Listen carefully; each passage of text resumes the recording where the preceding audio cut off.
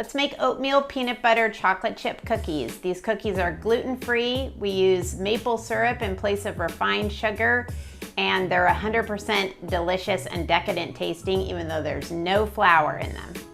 First thing we're gonna do is put in 4 whole eggs into a large mixing bowl.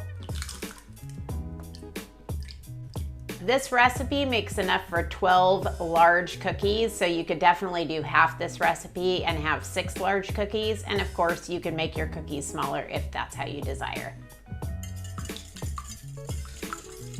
You just want to whisk the eggs really well until they're all mixed up and the yolks are incorporated with the whites. So the next step is to add 16 ounces or 2 cups of peanut butter to the eggs and then mix those up. And this jar of peanut butter is exactly 16 ounces, so I'm using a brand new jar of peanut butter, and I haven't mixed in the oils or anything, but that's okay because it's all gonna get mixed together and we're using the whole jar. And I'm using creamy peanut butter, but you can use crunchy as well. Just don't use unsalted peanut butter. You could also use almond butter.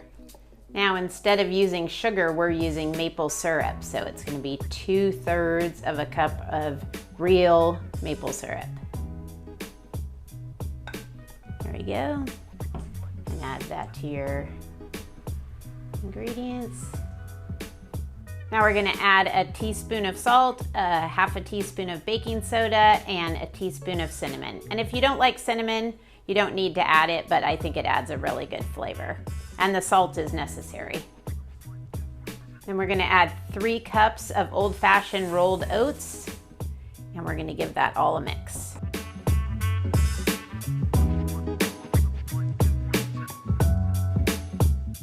Okay, now that the oats are pretty well mixed in and we kind of have our sticky batter going, I'm going to incorporate the chocolate chips. And in my world, more chocolate the better. So I put 2 full cups of chocolate chips in. But what I like to do is just reserve a little handful to the side.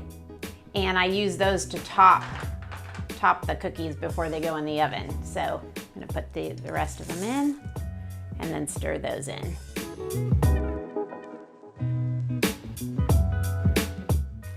These cookies taste so decadent, but they are actually pretty darn healthy.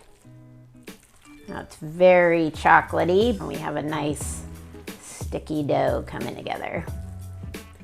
Everything is well mixed. Okay, now I like to use a big rubber spoon to make 6 large cookies on each baking sheet, and it's lined with parchment.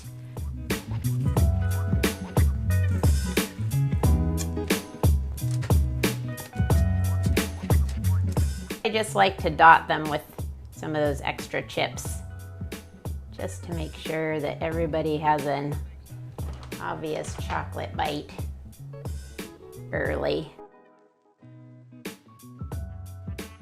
They're gonna go in the oven for 10 to 12 minutes, and we're gonna have some delicious cookies. All right, looking good. And we're gonna let them sit and cool for a few minutes.